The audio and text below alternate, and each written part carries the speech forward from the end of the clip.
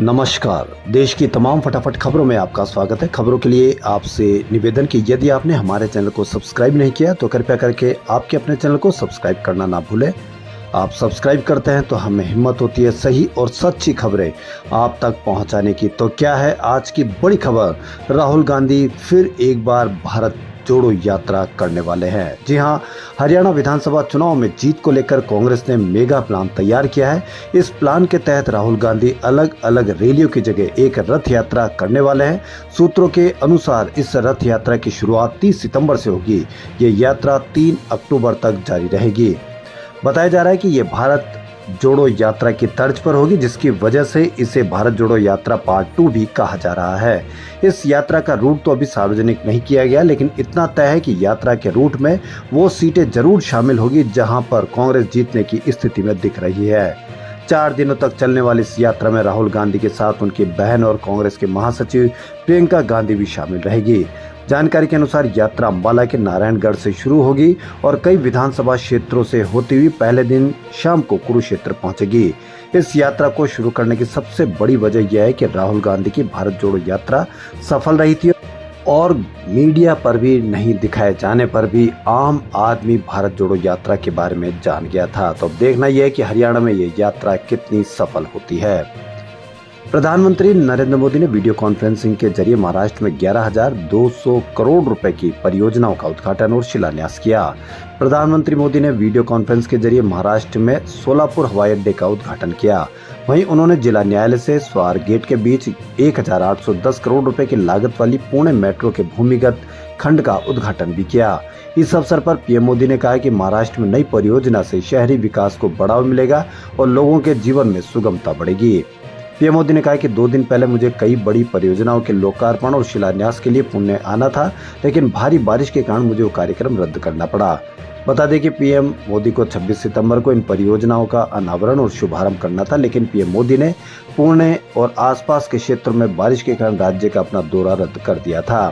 PM Modi ने जिला न्यायालय से स्वारगेट तक पुणे मेट्रो सेक्शन का आज उद्घाटन किया है। कांग्रेस अध्यक्ष मल्लिकार्जुन खड़गे जम्मू कश्मीर के कठुआ जिले में एक रैली को संबोधित करते हुए मंच पर बेहोश हो गए। खड़गे कल कठुआ में जान गंवाने वाले कांस्टेबल को श्रद्धांजलि दे रहे थे, तभी उनकी तबीयत बिगड़ गई। भाषण देते हुए खड़गे की आवाज धीमी होती चली गई और अचानक वे बेसुध हो गए। इसके चलते भीड़ में अफरा तफरी मच गई। मंच पर खड़े लोगों ने उन्हें सहारा देकर बैठाया। इसके बाद उनके भाषण को रोक दिया गया। तबीयत ठीक होने के बाद खड़गे वापस मंच पर आए और कहा कि मैं 83 साल का हो गया हूं, लेकिन इतनी जल्दी मरने वाला नहीं हूं। जब तक मोदी को हटाएंगे नहीं, मैं जिंदा रहूंगा, आपकी बात सुनता रहूंगा, जम्मू कश्मीर को पूर्ण राज्य का दर्जा दिलाने के लिए बात रखता रहूंगा। मल्लिकार्जुन खड़गे ने 22 सितंबर को जम्मू में प्रेस कॉन्फ्रेंस में कहा था कि जम्मू कश्मीर को वापस राज्य का दर्जा दिलाना कांग्रेस की प्राथमिकता है।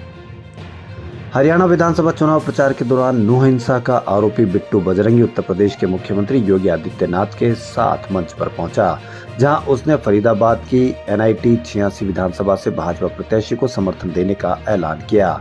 बता दें कि इसी विधानसभा से बिट्टू बजरंगी ने निर्दलीय चुनाव लड़ने का नामांकन दाखिल किया था। चुनाव कार्यक्रम में योगी आदित्यनाथ मुख्य अतिथि के तौर पर शामिल हुए। उनके साथ केंद्रीय राज्य मंत्री कृष्णपाल गुर्जर, बड़खल विधानसभा प्रत्याशी धनेश अदलखा, NIT विधानसभा से भाजपा प्रत्याशी सतीश कुमार फागना, प्रथला विधानसभा प्रत्याशी टेकचंद शर्मा सहित कई स्थानीय भाजपा नेता मौजूद रहे। बजरंगी नूह हिंसा के मामले में आरोपी है, जो पिछले साल जुलाई में विश्व हिंदू परिषद की ओर से आयोजित जुलूस पर भीड़ द्वारा हमला किए जाने के बाद भड़की थी। बिट्टू बजरंगी को नूह हिंसा मामले में जेल भी भेजा गया था। शिवसेना UBT के नेता संजय राउत ने रविवार को आरोप लगाया कि प्रवर्तन निदेशालय के अधिकारी भारतीय जनता पार्टी के नेताओं के साथ मिलकर लोगों से भारी मात्रा में पैसे की वसूली कर रहे हैं।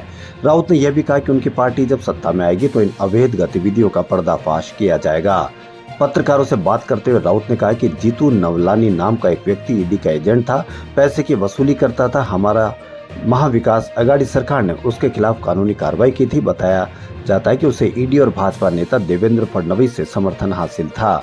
उन्होंने यह भी आरोप लगाया कि फडणवीस ने जब से राज्य के गृह मंत्री के रूप में पदभार संभाला है, तब से उन्होंने MVA सरकार द्वारा गठित SIT की जांच को बंद कर दिया है। कांग्रेस पार्टी के महासचिव सचिन पायलट ने कांग्रेस के दिग्गज नेता और लोकसभा में विपक्ष के नेता राहुल गांधी को लेकर बड़ा दावा किया। उन्होंने कहा कि वो राहुल गांधी को एक ऐसे नेता के रूप में देखते हैं जो भविष्य में देश का नेतृत्व करेंगे। जब अगले लोकसभा चुनाव होंगे तो पूरा विपक्ष एकजुट होकर उनके साथ खड़ा होगा। सचिन पायलट कहा कि राहुल गांधी लोकसभा में विपक्ष के नेता के रूप में काफी अहम भूमिका निभा रहे हैं। वो लोकसभा में केंद्र सरकार से हर मुद्दे पर सवाल पूछते हैं और कई बार राहुल गांधी के सवालों का सरकार के पास कोई जवाब नहीं होता है।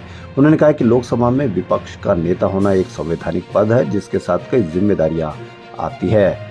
सचिन पायलट ने कहा कि राहुल गांधी लोकसभा में जनता के मुद्दे उठाने में काफी मुखर रहे, जिनके जवाब देने में सरकार बैकफुट पर फंस गई है और सरकार उन फैसलों पर यू टर्न लेने के लिए मजबूर हो गई है। सचिन पायलट ने कहा कि हम राहुल गांधी को एक ऐसे नेता के रूप में देख रहे हैं जो पूरे देश का नेतृत्व करेगा। जम्मू कश्मीर के कठुआ जिले में बिलावर तहसील स्थित कोग मंडली में आज दूसरे दिन भी सुरक्षा बलों और आतंकवादियों के बीच मुठभेड़ जारी है। अधिकारियों ने बताया कि आज दोपहर एक आतंकी मारा गया, उसका शव बरामद हो गया। जम्मू जोन के additional director general of police Anand Jain ने बताया कि सुरक्षा बलों ने शनिवार को सर्च ऑपरेशन शुरू किया था। उन्हें 3 से 4 विदेशी आतंकियों की मौजूदगी की सूचना मिली थी। देर शाम आतंकियों ने सुरक्षा बलों पर फायरिंग की, जिसमें हेड कांस्टेबल बशीर अहमद की मौत हो गई। डीएसपी और असिस्टेंट सब इंस्पेक्टर घायल हुए थे। दोनों अधिकारियों की हालत अभी स्थिर है। कुलगाम के आदिगाम देवसर इलाके में भी शनिवार 28 सितंबर को एनकाउंटर हुआ। इसमें सुरक्षा बलों ने 2 आतंकियों को मार गिराया। गोलीबारी में सेना के 4 जवान और कुलगाम के एसपी घायल हुए हैं।